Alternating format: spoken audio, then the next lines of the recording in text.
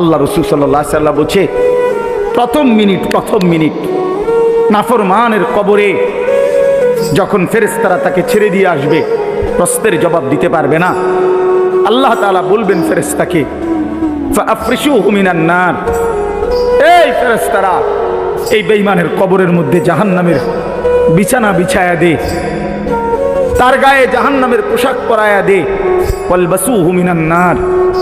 এরপরে নবী বলেন, কবরের মাটি তাকে প্রথম মিনিটেই ডান দিকের মাটি একটা ধাক্কা মারবে, বাম দিকের মাটি ডান দিকে চলে আসবে, ডান দিকের হাড্ডি পাঁজরের হাড় ভাঙ্গা বাম দিকে যাবে গা, বাম দিকের গুলো ভাঙ্গা এদিকে চলে আসবে। তাখতালিফা আদলাউহু, এইভাবে অর্থ হইল ডান পাশের হাড় বাম পাশে ঢুকে যাবে, বাম পাশের গুলো ডান পাশে ঢুকে যাবে।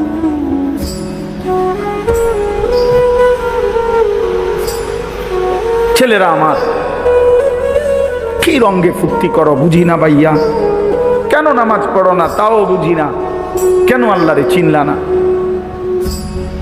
কার দুনিয়া ভোগ করতেছ? কার দেহ, কার হাত, কার পাও, কার চোখ, কার নাক, কার ব্রেন ভোগ করছো ভাইয়া আমার? কেন নামাজ পড়ো না?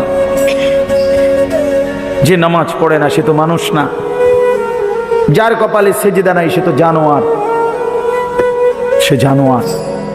এই যে কোরআন সুন্নাহর ইলমের জন্য আদব জরুরি, এটা একটা গুরুত্বপূর্ণ বিষয়। আমাদের এই কোরআন সুন্নাহর জ্ঞান আর এমনি জেনারেল জ্ঞান এক কথা না। স্বাভাবিক যে আমরা জেনারেল শিক্ষা যেগুলো বাংলা, অঙ্ক, ইংরেজি পড়ি, আমরাও পড়ছি, সেইটার হুকুম আর এটার হুকুম এক না, মানও এক না। খালেকের কথা আর মাখলুকের কথা এক হইতে পারে না। আল্লাহর সাথে বান্দার কোনো তুলনা হয় তো আল্লাহর কথার সাথে বান্দার কথার তুলনা হবে কিভাবে? কি তুলনা হবে বলেন তো? এই জন্য হাদিসের মধ্যে আছে, রাসূলুল্লাহ সাল্লাল্লাহু আলাইহি ওয়াসাল্লাম বলেন, আল্লামানি রব্বি ফাআহসানা তা'লিমি ওয়া আদ্দাবানি রব্বি ফাআহসানা তা'দীবি। একটা হাদিস, নবীজি সাল্লাল্লাহু আলাইহি সাল্লাম বলেন, আল্লাহ তাআলা আমাকে সরাসরি সর্বোত্তম ইলম শিখিয়েছেন, এবং সাথে সাথে নবীজি বলছে, এবং আল্লাহ তাআলা আমাকে সর্বোত্তম আদব শিখিয়েছেন। এই যে কোরআন সুন্নাহর ইলম তো সর্বোত্তম ইলম, এটার সাথে সর্বোত্তম আদব থাকতে হয়, এটা জরুরি। যেমন আমাদের কোরআন সুন্নাহর ইলম ওযু ছাড়া আমরা পড়ি না, এটা একটা আদব, জরুরি বিষয়।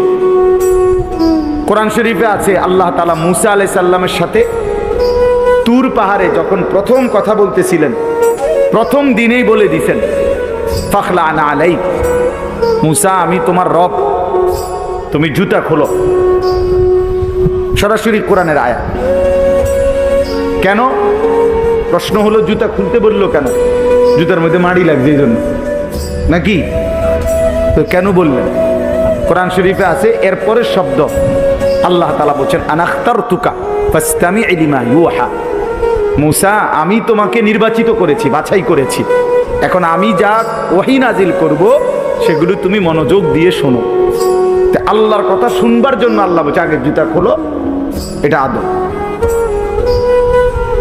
এটা কাদার কারণে না, অন্য কারণে না। সাহাবায়ে কেরাম রাসূলুল্লাহ সাল্লাল্লাহু আলাইহি ওয়াসাল্লামের কথা কখনোই দাঁড়িয়ে দাঁড়িয়ে শুনতেন না। জিবরাইল আলাইহিস সালাম, জিবরাইলের মতো ফেরেশতা নবীজি সাল্লাল্লাহু আলাইহি ওয়াসাল্লামের কাছে যখন মানুষের আকৃতিতে আসতেন, জিবরাইল দোনোভাবেই কোরআন নাজিল করতেন। কখনো মানুষের আকৃতিতেও আসছেন, কখনো ওনার মূল আকৃতিতে আসছেন, মানে নবীজি শুধু শুনছেন, অন্য কেউ বুঝছেন। তো যখন মানুষের আকৃতিতে আসতেন তখন আল্লাহ নবী সাল্লাল্লাহু আলাইহি ওয়াসাল্লামের সামনে একেবারে নামাজের অবস্থায় যেভাবে বসে আত্তাহিয়াতুর সূরতে, এইভাবে আয়েশা আল্লাহ নবী সাল্লাল্লাহু আলাইহি ওয়াসাল্লামের সামনে বসতেন।